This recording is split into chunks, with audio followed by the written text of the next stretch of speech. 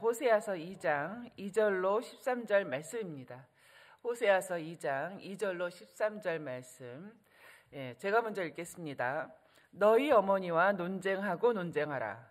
그는 내 아내가 아니요 나는 그의 남편이 아니라 그가 그의 얼굴에서 음란을 제하게 하고 그 유방 사이에서 음행을 제하게 하라.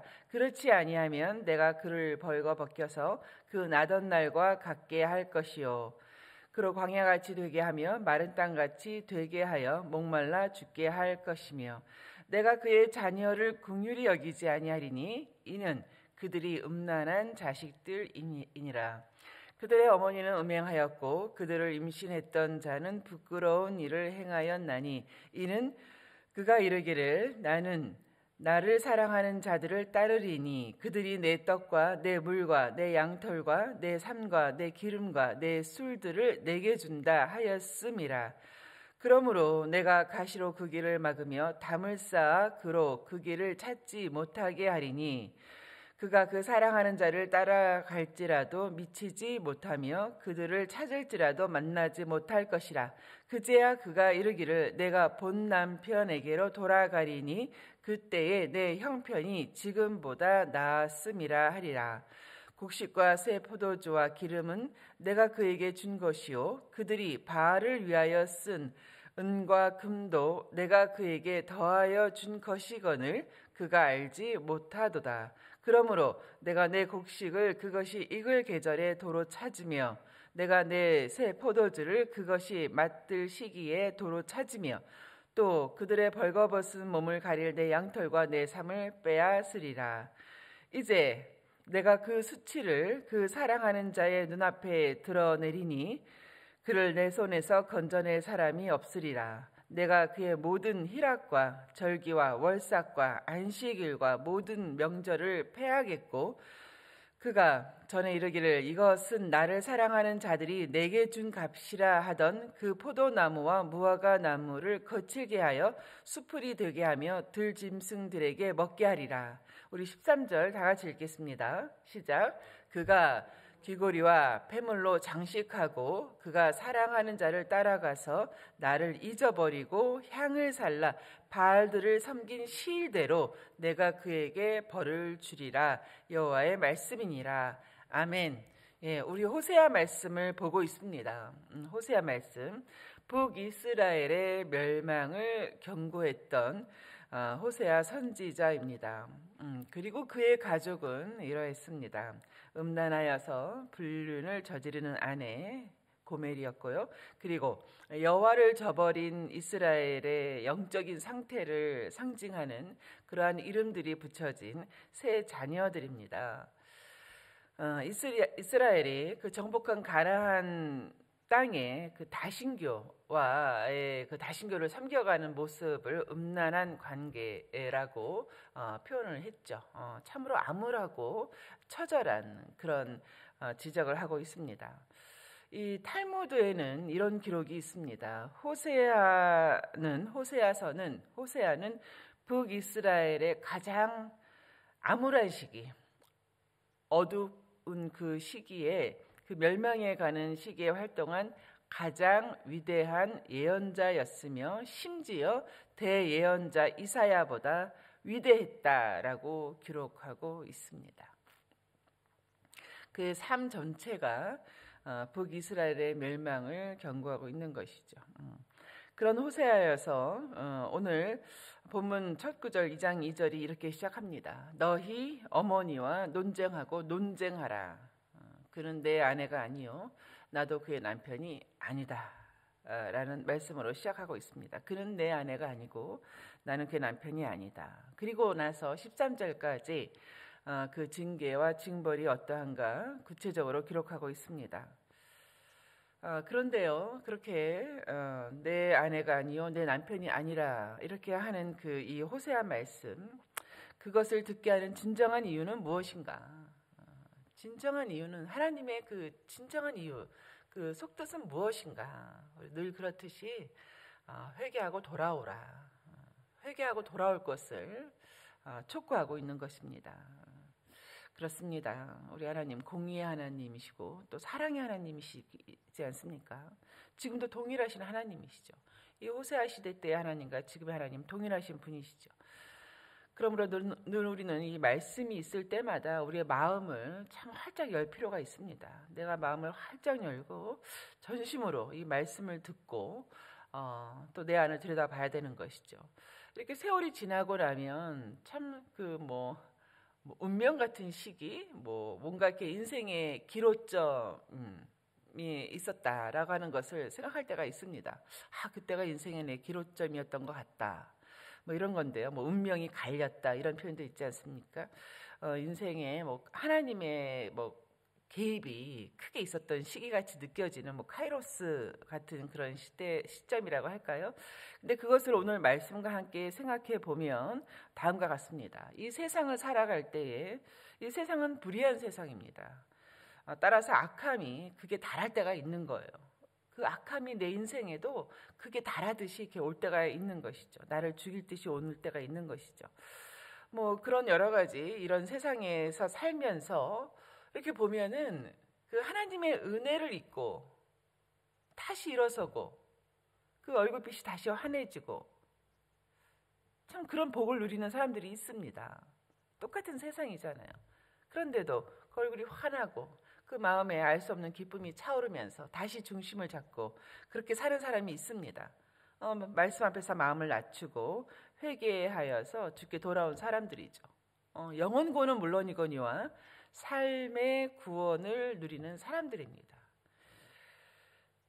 그렇습니다. 회개하고 돌아온 자는 이 불의한 세상에서의 그 아픈 삶에도 불구하고 이 삶의 구원을 얻고 누려가죠. 그러나 그렇지 않은 사람은 이런 복을 누리지 못하는 거죠. 이 인생의 그 복된 인생과는 자꾸 멀어지는 이 삶의 구원이 없는 듯한 그러한 삶을 살게 되는 것이죠. 그러므로 이 회개하고 돌아오라라는 이 말씀이 참 운명을 가르는 말씀이라 할 수 있습니다. 굉장히 엄중한 말씀입니다. 이 말씀에 대한 나의 반응이 회개하고 돌아오라라는 말씀에 대한 나의 반응이 참 나의 운명을 가르는 것이다. 나의 삶의 질을 가르는 것이다 라고 말할 수 있습니다. 2절의 말씀, 너희 어머니와 논쟁하라. 너희 어머니와 논쟁하라. 그는 내 아내가 아니고 또 나는 그의 남편이 아니다. 그래서 논쟁하라라고 하는 말이 무슨 말인가? 여기서 네 어미와 논쟁을 할 때 어미라고 하는 것은 이스라엘 나라 전반, 이스라엘 나라, 너희 나라, 너가 속한 너희 나라를 뜻합니다. 이스라엘 나라. 그리고 자녀라고 하는 것은 그 같은 것인데요. 이스라엘 그 백성, 개개인을 의미하는 것이죠.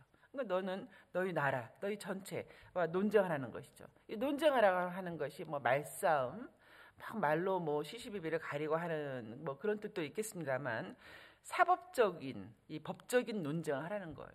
법적인 논쟁을 하고 송사하라는 그런 의미입니다. 이스라엘이 음행한 연고로 음행한 그 이유 때문에 이 언약적 하나님과의 언약적 혼인 관계를 파괴시키지 않았느냐. 그러니 그 자녀들로 하여금 그 백성들로 하여금 그 어미를 법정에 고소하라는 것입니다. 너희는 너희 나라를 고소하라라는 의미가 되는 것이죠.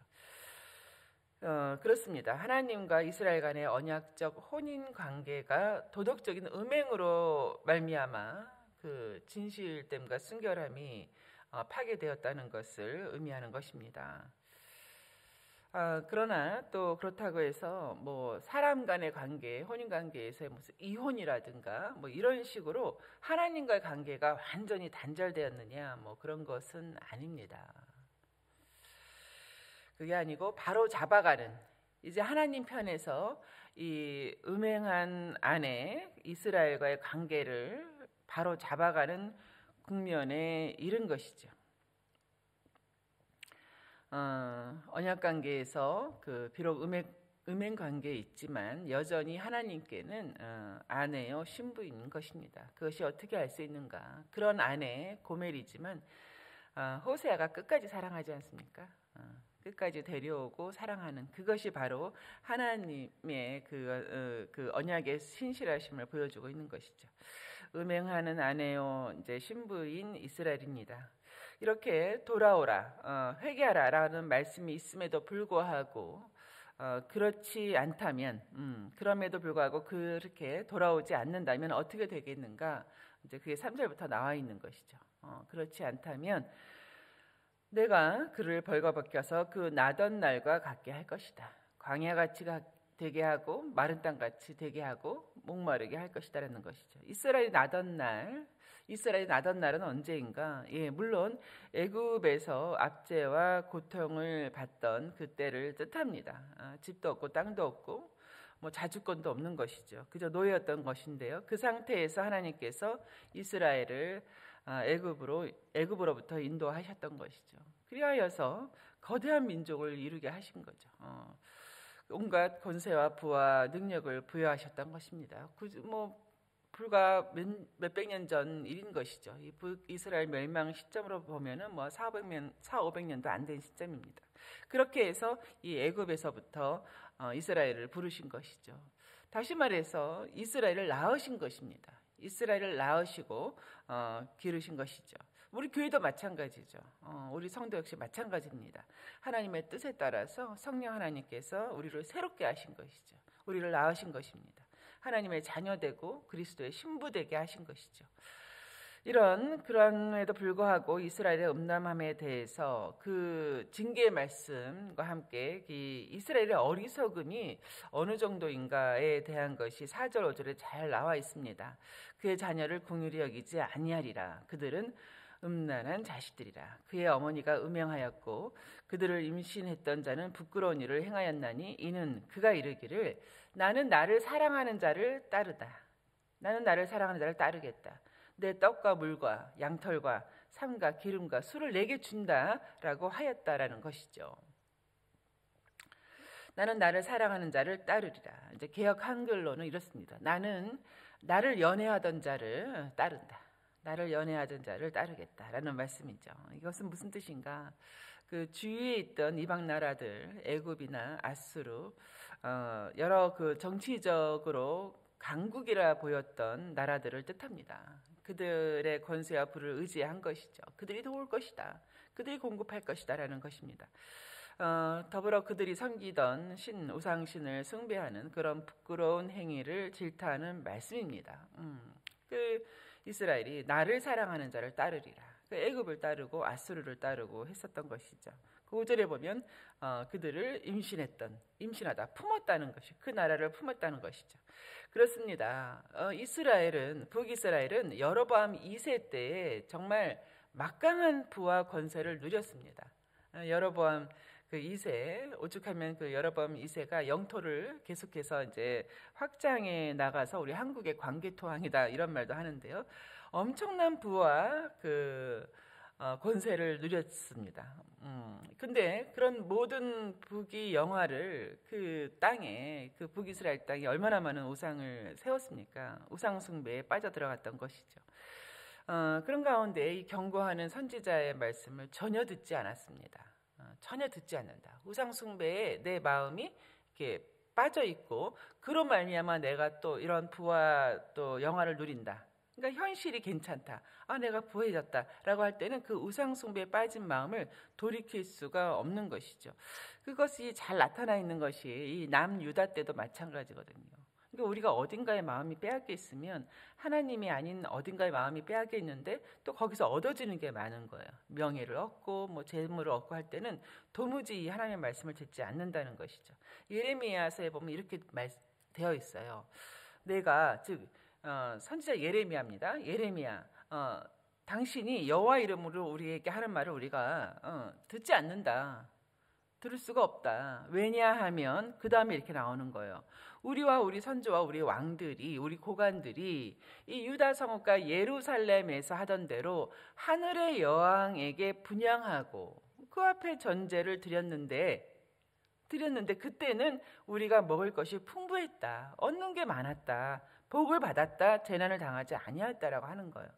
그런데 이제 당신이 그것을 막아서서 우리가 하늘의 여왕에게 분향하고 그 앞에 전제드리던 것을 패한 후에는 어떻게 됐는가? 모든 것이 궁핍하고 칼과 기근의 멸망을 당한 것이다 라는 해석을 한다는 거예요. 그런 해석을 하기 때문에 이 사람의 마음이 그렇게 우상에 빠져 있고 또 현실이 내가 부하고 뭔가 형통하게 잘 될 때는 도무지 하나님의 말씀이 들리지 않는다는 것이죠. 하늘 여왕을 참 신이다, 하늘 여왕이 하나님이다라고 고집스럽게 믿는 것이죠. 예, 그렇습니다. 이 완고하고 고집스러움이 북이스라엘에게 있었던 것입니다. 여로보암 2세 때 있었던 것이죠. 완고하고 고집스럽다. 가만히 보면 죄가 커서 용서를 못 받는 것이 아니라 이렇게 회개하고 돌이키지 않게 만드는 이 고집, 이 완고함이 이 징계를 면치 못하게 하는 것입니다. 10절에 보면 이제 내가 그 수치를 그 사랑하는 자의 눈앞에 드러내리라. 그를 내 손에서 건질 사람이 없으리라. 그를 내 손에서 건질 사람이 누가 있겠는가라는 것이죠. 북이스라엘이 멸망당하여서 주변 국가에게 조롱거리가 되고 수치를 당한 것입니다. 그때에 애굽이 건졌느냐, 누가 건졌냐는 것이죠. 건져내는 자도 돕는 자도 없는 것입니다. 우리 결론 부분이 그래서 같이 읽으신 13절이었습니다. 그가 귀고리와 폐물로 장식하고 그가 사랑하는 자를 따라가서 나를 잊어버리고 향을 살라 바알을 섬긴 시일대로 내가 그에게 벌을 주리라. 여호와의 말씀이니라. 이렇게 되어 있는 것이죠. 그러므로 너희는 너희 어머니와 논쟁해라. 너희 어머니를 송사하고 고소하라는 것이죠. 말씀을 맺겠습니다. 그가 사랑하는 자를 따라가서 나를 잊어버리고, 물론 여기서 잊어버리다라고 하는 그 히브리어는 알다라는 단어와 정반대입니다. 잊어버리다 한번 생각해 보시죠. 잊어버리다. 너무 머리가 나빠서 잊어버렸나? 아니면 배움 학식이 짧아서 부족해서 그런가? 그렇지 않죠. 왜 잊어버렸냐는 거예요. 성경은 이렇게 말하고 있습니다. 왜 잊어버렸는지에 대해서 성경은 스스로가 교만하여져서 높아져서 여호와를 잊게 되는 것이라고 말씀하고 있습니다. 역시 호세아서 7장 10절인데요. 이스라엘의 교만이 그 얼굴에 드러났다. 그들이 그 모든 일을 당하였어도 그들의 하나님 여호와께 돌아오지 아니하며 구하지 않는다. 그들이 먹여준 대로 배가 불렀고 또 배가 부르니 그들의 마음이 교만하여서 이로 말미암아 나를 잊은 것이다 라는 것이에요. 그러니까 내가 높아지면 여호와를 잊는 것이죠. 간혹가다 이제 그런 우리 좀 마음이 아플 때 그런 얘기를 많이 해요. 많이 이제 상처받았을 때 힘들 때 하나님이 내 곁에 없는 것 같다. 예수님이 나와 함께 하시지 않는 것 같다. 이제 이런 얘기로 더 많이 괴롭죠. 그죠? 돕는 이가 없는 것 같은, 하나님이 내 곁에 없는 것 같은, 예수님이 없는 것 같은, 얼마나 힘듭니까? 그때가 더 힘든 것이죠. 그럴 때 우리 같이 얘기하고 같이 울며 얘기하면서 지금 많이 힘들고 하지만 우리 예수님은 어떤 분이신가? 예수님은 낮은 곳에서 나를 섬기시는 분이다. 낮은 곳에서 낮은 자세로 나를 섬기시는 분이시다. 어쩌면 집사님은 집사님, 성도님은 성도님, 혹은 저라도 이 예수님이 내 곁에 없다라고 생각된다면 내 눈이 너무 높은 데에 있어서 그러는 것은 아닌가. 낮은 곳에 계신 예수님을 발견하기 위해서 우리 마음의 눈을 많이 낮춰야 되는 거 아닌가. 이제 이런 우리가 이제 대화를 해나갈 때가 있는데요. 바로 이것 때문에 그러는 것이죠. 마음이 교만하여 이로 말미암아 나를 잊었다. 나를 알지 못한다. 나를 보지 못한다는 것이죠. 그러므로 내 삶의 영역에서 혹시 하나님을 잊고 있는 부분이 있지 않은가 생각해 보는 것도 굉장히 중요합니다. 성도에게 있어서도 이 삶에 부분적으로 어떤 세상에 속한 것으로 인해서 하나님을 잊어버리는 게 있는 것이죠. 재산 문제에 대해서는 재산의 문제가 너무 크다 보니까 하나님을 잊을 수 있어요. 자식의 문제 마음이 너무 절절하죠. 너무 절절하다 보니까 하나님을 자칫 잊는 수가 있는 거예요. 모쪼록 지금까지 지내온 모든 세월이 어떻습니까? 여러분 지금까지 지내온 모든 세월을 생각해보면 모두 다 정말 하나님의 은혜였지 않습니까? 그 우연이 아니라 다 하나님의 은혜였던 것이죠. 이 감사함을 잊지 말고 이 감사함 속에 늘 함께 계신 하나님을 잊지 않는 저와 여러분 되시기를 주의 이름으로 축원합니다. 우리 아까 부르셨던 찬송가